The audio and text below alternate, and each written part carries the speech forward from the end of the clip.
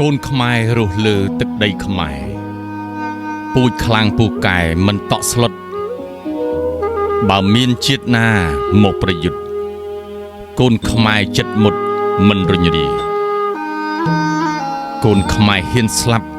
រូបរាងកាយមិនចេះនឹកស្ដាយជន់ជីវ៉ាឲ្យតែទឹកដីជាតិខេមរា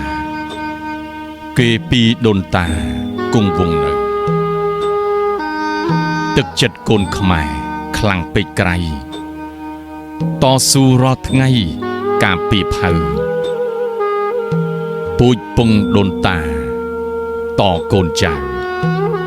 ខ្មែរក្នុងខ្មែរក្រៅរួមសាមគ្គីសពថ្ងៃដីខ្មែរគេជិះជាន់ចៅសៀមឆ្លៀនពៀនចូលពីធី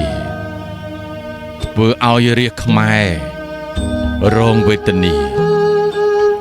ព្រាត់ប្រាសគ្នាទ្របអន្តរាយទោះបីយ៉ាងនេះក៏កូនខ្មែរមិនតក់ស្លុតដែរក្រោកគ្រប់កាយ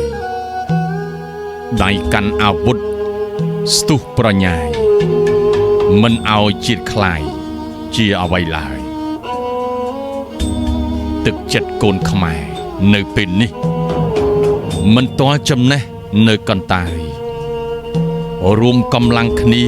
ជាបាច់ហើយតស៊ូឥតស្បើយមួយវេលាបាញ់ចាក់សម្លាប់ចោលព្រៃផ្សៃសៀមឆ្លៀនពៀនចង្រៃឲ្យមរណាដេញកំចាត់វាពីសីមាឲ្យជាតិខេមរាគង់វង្សអើយ